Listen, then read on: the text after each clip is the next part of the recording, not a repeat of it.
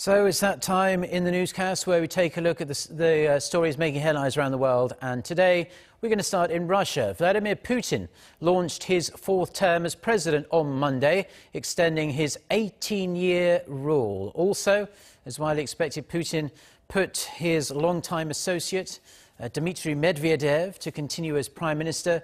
He's expected to be confirmed on this Tuesday. For more on this and other international news, let's turn to our Ro Aram.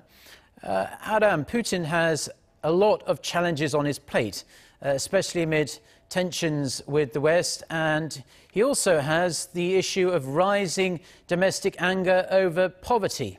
That's right, Mark. Putin was sworn in at a lavish ceremony at the Grand Kremlin Palace after winning more than 70% of the vote in presidential elections 2 months ago.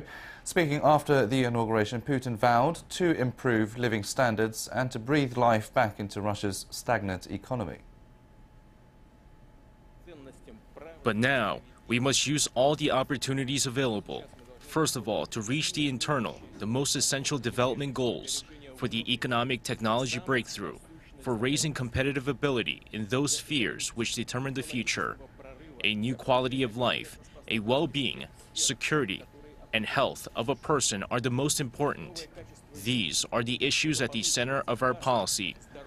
His pledge comes at a time when the Russian people are increasingly showing discontent over the country's economy and increasing wage gap.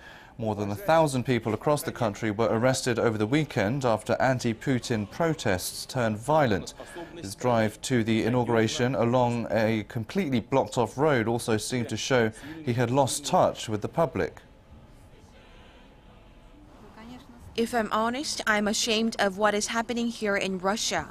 And specifically for today's inauguration, from the morning, everything was totally blocked up. Police were everywhere, and the inauguration it should be. If you compare it with the inaugurations of democratic countries, here I saw no joy or happiness in this moment.